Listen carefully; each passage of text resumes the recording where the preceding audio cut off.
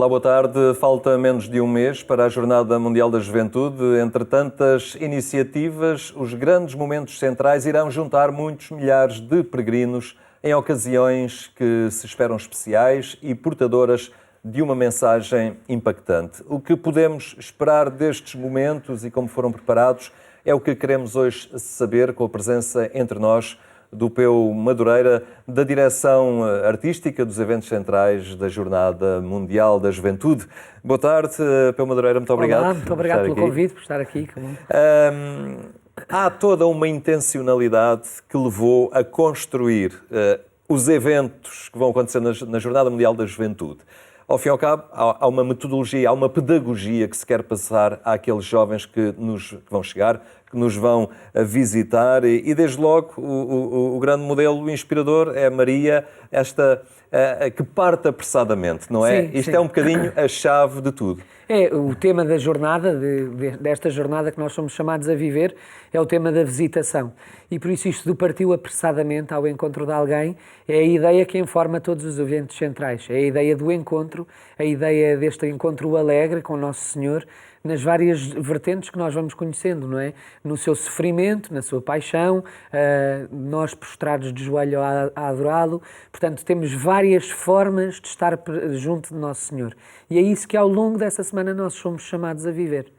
O apressadamente implica sair daquilo que nos é conhecido, confortável, habitual e é o que acontece com os peregrinos, eles estão desinstalados, não é? Sim, eu acredito, viver uma jornada numa cidade como a cidade de Lisboa é um privilégio, porque nós somos um povo muito acolhedor, mas é também para aqueles que nos visitam, os mais de 195 países que já estão inscritos, é um grande desafio, não é? Sair das suas terras, virem para o calor de Lisboa para se encontrarem com o Papa Francisco. É um desafio para todos, é um desafio para os jovens, é um desafio também para a cidade que os acolhe e, de facto, é uma experiência transformadora. Eu já vivi uma Jornada Mundial da Juventude em Madrid e sei que aquilo que as pessoas são chamadas a viver, sobretudo aquelas que vivem em Lisboa, não é uma coisa de estarem afastados daqueles que vivem a jornada, é terem este lugar cimeiro na jornada. Depois há aqui um auxílio, digamos assim, há aqui uns verbos que ajudam ou ajudarão os jovens neste itinerário, eles marcarão também um bocadinho os dias, sim, os acontecimentos, não é? Sim, está a falar do alegra-te, acredita. Exatamente, sim. Nomeadamente no dia 2 é um bocadinho, penso eu que não me engano, o apressa-te. Sim, se calhar começamos um bocadinho antes. Então, no dia 1, o Papa ainda não está cá, exatamente, mas nós celebramos uma missa no Parque Eduardo VII missa com o Sr. Cardeal Patriarca. Sim. É uma missa que não conta com a presença do Papa Francisco, mas é uma missa celebrada pelo Sr. Cardeal Patriarca, Dom Manuel Clemente. E é a abertura das jornadas. É basicamente o momento em que o Sr. Cardeal Patriarca dá as boas-vindas a todos os peregrinos que se dirigiram à nossa cidade e agradece a sua presença. Depois, no dia seguinte, é o dia em que chega o Papa Francisco, naquela quarta-feira. É um dia mais protocolar e diplomático, em que o Papa vai encontrar-se com o Presidente da República, com o seu Primeiro-Ministro, com membros do corpo diplomático. E no dia seguinte, na quinta-feira, há uma cerimónia que se chama o acolhimento. Às vezes as pessoas têm uma ideia errada sobre... No Parque Eduardo VII. No Parque Eduardo VII também. Às vezes as pessoas têm um bocadinho a ideia errada do que é isto do acolhimento. Pensam que é, se calhar, a cidade de Lisboa, Portugal, a acolher o Santo Padre, e não é.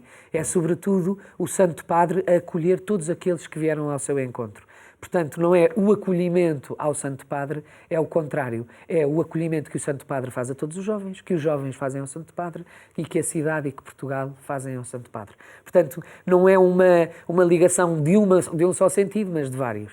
E isso, de alguma forma, marca também a velocidade de cruzeiro do funcionamento das jornadas, não é? Uma vez que Sim. o Papa acolhe e tudo...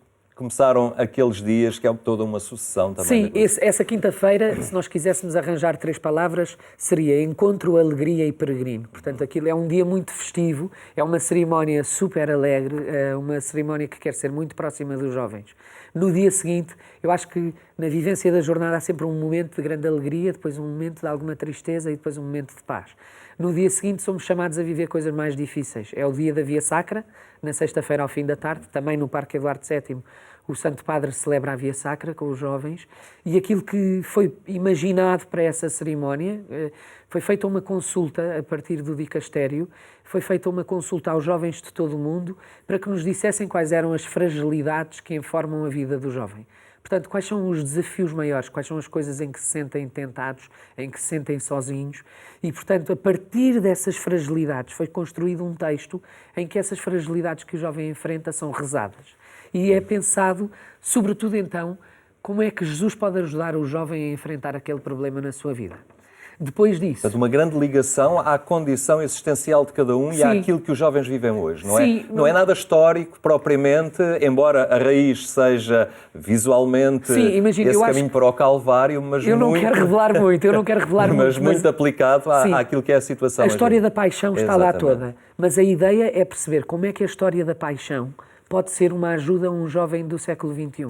Porque nós podemos ter uma postura perante os jovens, podemos ser o ditador ou o paizinho que está sempre a dar lições, ou podemos ser como a Igreja quer ser e dizer aquilo em que os podemos ajudar a ser mais. Pronto. E eu acho que a Via Sacra é exatamente esse momento para isso. Depois, no dia seguinte, os jovens todos saem de casa, das casas das famílias de acolhimento, dos ginásios onde estão, e vão em peregrinação até ao Parque Tejo, até àquele parque que foi construído. E já teve a oportunidade de ir ao Parque Tejo? Já lá estive, sim. Já lá teve. Com o Presidente da República também. Que grande sorte. Eu acho que é um sítio muito... Mas ainda não tinha relva. Ainda não tinha relva. Então, é um sítio extraordinário. Eu acho que, do ponto de vista artístico, é muito belo. É um lugar belo, é um lugar de encontro. Aquilo que chama o Campo da Graça, exatamente porque aquilo nos foi graciosamente oferecido para que aquilo pudesse acontecer. E aquilo que nós vemos é assim, um grande prado, que nos faz lembrar, pelos prados e campinas verdejantes eu vou, aquilo que se vê é isso. Vemos também o Mar da Palha, que eu acho que corresponde também a um bocadinho aquilo que o Papa Francisco disse numa das suas mensagens aos jovens, que era procurar horizontes, alargar os seus horizontes. Quem está naquele parque sente isso, não se sente enclausurado no meio de uma cidade, vê um mar, vê uma coisa transformadora, vê o caminho que pode seguir. E, portanto, eu acho que somos privilegiados nessa oferta que nos foi feita daquele lugar tão belo. Esse é o lugar de dois grandes acontecimentos. Sim, dos dois acontecimentos que nós queremos que sejam os acontecimentos transformadores da JMJ. Logo à partida, naquela noite, nós celebramos uma adoração eucarística, começa com um momento performativo e depois avança para a adoração. Dizem as pessoas que viveram a Jornada Mundial da Juventude que esse é o momento transformador das suas vidas, que é um momento diferente, imagino. De repente perceber que há mais de 700 mil pessoas de joelhos em adoração ao Santíssimo, e são muito marcantes os tempos de silêncio também, não é? Nós imaginamos a juventude como um corpo ruidoso, mas às vezes há mais barulho quando se está em silêncio, consegue-se deixar uma marca mais forte quando se está em silêncio do que propriamente na polvorosa dos dias. E por isso é uma coisa que nos dizem que é muito marcante. É impactante porque acontece poucas vezes na vida dos jovens, não é? O silêncio hoje é raro acontecer. É raro, eu acho que... Mas não é culpa dos jovens, no sentido em que nós vivemos num mundo em que nós somos permanentemente abalroados por sons, por mensagens, quer dizer, tudo tem uma base sonora. E deixar que o silêncio tenha um lugar na vida é, de facto, importante. Os jovens já não saíram dali, não é? Sim, dormem. Às vezes as pessoas fazem essa pergunta um bocado surpreendidas, mas vão dormir ali? Sim, os jovens dormem ali, ao relento, naquele Parque Tejo, está preparado para isso. E depois, no dia seguinte, acordam de manhã e há logo uma missa com o Santo Padre às 9 da manhã. Depois da missa, há uma grande despedida e o Papa parte também ele apressadamente, esperamos nós, até ao Passeio Marítimo de Algés, onde é celebrado o encontro com os voluntários que participaram nesta jornada. Porque a jornada realmente não existia se não houvessem voluntários, se não houvesse esta vontade grande destes voluntários portugueses e internacionais, muitos dos quais já estão a viver connosco, em ajudar para que isto fosse uma realidade. Quer dizer, e eu acho que é muito bonito esse último gesto do Papa, que não foi só o Papa Francisco, todos os Papas o fizeram, de querer agradecer. De querer agradecer a todos aqueles que participaram e que tornaram isto realidade. Paralelamente a tudo isto, há muita outra coisa a acontecer também, nestes dias, mas gostava aqui de sublinhar, nomeadamente a Cidade da Alegria, aqueles locais ali em Belém, o Campo do Perdão. que terá um impacto visual e esperemos que um impacto também no interior de muita gente que se aproximar ali do sacramento da confissão, mas são 150 confessionários, não é?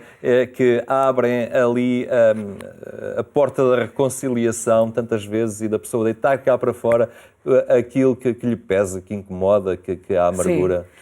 Sim, é um sítio muito especial, essa Cidade da Alegria, chama-se exatamente Cidade da Alegria porque nela tem lugar o perdão e nessa Cidade da Alegria estão presentes duas partes, digamos assim.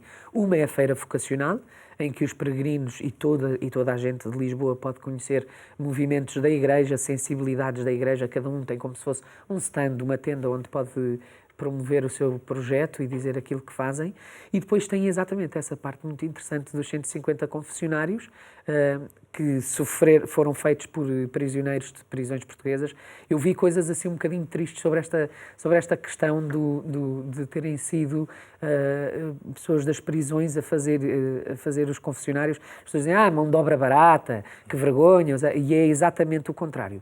Aquilo que se quis é que aqueles confessionários fossem daquelas mãos que foram as mãos que fizeram alguém sofrer, nascessem lugares de beleza e de reconciliação. Portanto, é perceber que as mesmas mãos, que são aquelas mãos que foram capazes de fazer coisas piores, são as mesmas mãos que conseguem transformar e fazer estes lugares de reconciliação. E isso também nos traz à imagem, para nós portugueses, se calhar um momento muito importante na nossa história da fé, que é o momento do encontro de São João Paulo II com a Aliaca. E, portanto, nós percebemos que o lugar da prisão é também o lugar da reconciliação.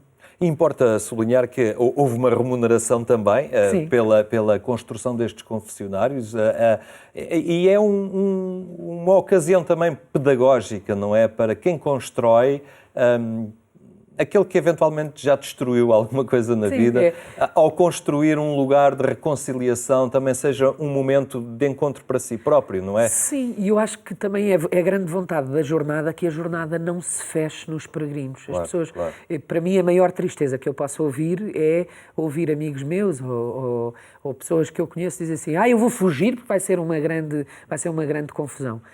É importante para a cidade de Lisboa, para Portugal, nós deixarmos um testemunho dessa confusão. E mais do que deixar esse testemunho, é que as pessoas façam parte dessa confusão. O pior seria nós termos esta oportunidade que nos é dada de viver a Jornada Mundial da Juventude e irmos para fora, para longe, porque não queremos vivê-la. É como se nós estivéssemos a receber o nosso maior amigo na cidade e disséssemos, olha, desculpa, mas eu não tenho muito tempo agora para te receber, tenho outras coisas mais importantes. E por isso, às vezes as pessoas perguntam assim, então, mas isto é só para os peregrinos que estão inscritos? Não, não é. Tipo, a jornada é para todo o português que está naquele momento na cidade. Todas as pessoas podem ir aos eventos centrais. Eu trabalho nos eventos centrais. Os eventos centrais não têm uma baia a dizer não pode entrar, não. Os eventos centrais são abertos a todos. Todas as pessoas podem viver o acolhimento, todas as pessoas podem ir à missa de abertura, todas as pessoas podem ir à Via Sacra, todas as pessoas podem ir a Louros e ao Parque Tejo para viver aquela noite de adoração. Todos podem participar em tudo. Nestes momentos centrais, em tudo o que acontece na Jornada Mundial da Juventude, e tendo nós cá peregrinos vindos de todos os recantos deste planeta, é também uma ocasião, na oferta desta mensagem que a Jornada Mundial da Juventude propõe, passar também a nossa cultura, a nossa Portugalidade, a nossa forma de ser. Isso também está na intenção e naquilo que irá acontecer ao fim e ao cabo e marcar esta presença dos jovens por cá nestes dias. Sim, há uma oferta, conhecerá de certeza o Festival da Juventude. O Festival da Juventude tem tanto uma matriz portuguesa como tem uma matriz internacional. Foram abertas candidaturas e todos os grupos do mais variado, bailado, música, conferências, todos se candidataram a esse festival e, portanto, existe de facto essa componente internacional, mas existe também uma marca portuguesa, no sentido em que nós gostávamos também que as pessoas que vêm experimentar este nosso país, que soubessem como é que então os jovens vivem a fé cá em Portugal. Portanto, sim, existe essa matriz também muito forte. É curioso porque há muitos grupos de música portuguesa que vão participar no Festival da Juventude com aquilo que fazem. Estamos a falar do Festival da Juventude, como não é apenas música, há teatro, há exposições, Sim. há N coisas a acontecer. A música é uma delas e a música e a dimensão artística perpassa também com uma tónica particularmente importante, os eventos centrais, os Sim. acontecimentos centrais. Sei que há um projeto, o Ensemble 23, Sim, que isso é muito curioso. que coordena também. O que é isto do Ensemble 23? Então, explico-lhe. Eu faço parte de uma direção artística, da qual a cabeça é a Matilde Trocado, que é a encenadora, e aquilo que ela imaginou, em conjunto com uma comissão da Jornada Mundial da Juventude, foi pensar quem é que será o corpo, o corpo de baile, o corpo artístico que atuará, o elenco que atuará nos eventos centrais. E nas outras jornadas, aquilo que nós vimos foi que para os eventos centrais muitas vezes acontecia que se contratasse, por exemplo, uma companhia de bailado, uma companhia artística para fazer uma coisa. E nós pensámos em fazer uma coisa diferente, que era, e se abríssemos um casting internacional e ver quem é que responde a este nosso apelo, do género, queres vir dançar ou cantar para o Papa? E realmente houve muita gente que respondeu, nós tivemos que fazer um processo de casting e uma seleção daqueles que foram escolhidos e chegámos a ter 50 pessoas que já se encontram cá em Portugal, já estão a ensaiar na zona de Cascais e são eles que vão fazer parte deste elenco, que se chama Ensemble 23, e que vão atuar nos eventos centrais para o Papa. É uma experiência extraordinária, porque são 22 nacionalidades representadas, cada uma traz os seus aportes. Imagino, o espanhol traz uma maneira de trabalhar, a pessoa da Venezuela também, o peregrino que vem da Malásia é outro. Portanto, a certa altura nós temos uma diversidade de formas de estar, até do ponto de vista artístico, temos uma diversidade tão grande que isso só pode trazer, desse diálogo, dessa troca de culturas, só pode trazer um lugar muito diferente daquilo que nós estamos habituados.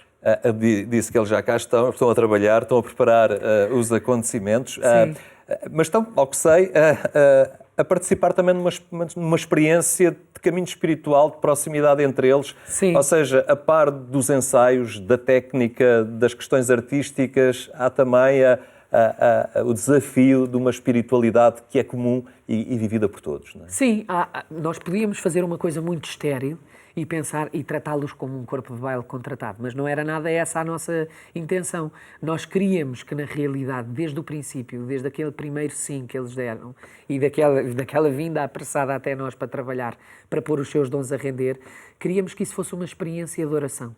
No sentido em que, às vezes, neste mundo artístico, nós às vezes é fácil perdermos-nos na espuma dos dias. E às vezes esta coisa de ser ator, normalmente temos dois lados.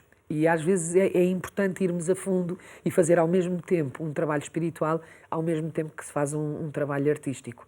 Porque dos dois nasce uma maior profundidade daquilo que se apresenta.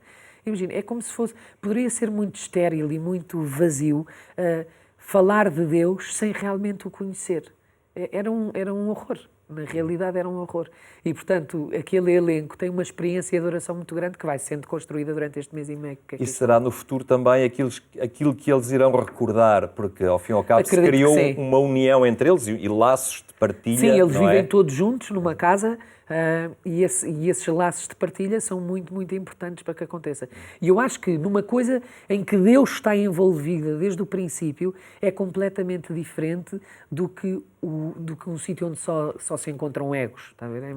É muito fácil. Eu faço aquilo melhor, tu fazes aquilo melhor. E a certa altura deixamos de ser um corpo e passamos a ser só membros de uma coisa. Há aqui também, nesta Jornada Mundial da Juventude, como em todas, de resto, Deus fala de muita maneira, não é? Em diferentes plataformas. Uma delas muito forte, particularmente, é a expressão artística. Sim. E o belo, o conceito de beleza, seja essa uma beleza visual de um bailado ou sonora de uma interpretação instrumental, são hoje lugares intensos de comunicação, também de transcendente. Sim, olha, eu acho que sobre isso nós temos duas experiências muito próximas. Quer dizer, nós quando esteve cá o Papa Bento XVI, num encontro com as pessoas da cultura que houve no CCB, disse uma coisa muito interessante que foi: transformai as vossas vidas em lugares de beleza. Sobretudo sobre este ponto de vista artístico. porque às vezes as pessoas pensam que o mundo da arte é uma coisa e o mundo da fé é outra, e não é, de todo. E então, esse foi assim o primeiro mote, foi a primeira vez, eu que sou artista, foi a primeira vez que eu senti aquelas palavras são-me dirigidas, no meu trabalho, transformá-lo num lugar de beleza. E depois, mesmo há poucos dias, eu acabei de ler um texto que o Pedro Abrunhosa escreveu a propósito de um encontro que teve, um encontro com pessoas ligadas... Sim, agora na Capela Sistina, foi há um par de dias, e o Pedro Abrunhosa dizia exatamente isso, que era este apelo do Papa de transformar este lugar dos artistas num lugar de fruto, que a criação artística tem esta característica, sobretudo, muito vincada de ser motor, de ser sonho, de ser transformadora. Portanto, às vezes num mundo em que a arte e a cultura são postas de lado, nós sabemos que, sobretudo, o mundo avança por causa da arte e da cultura.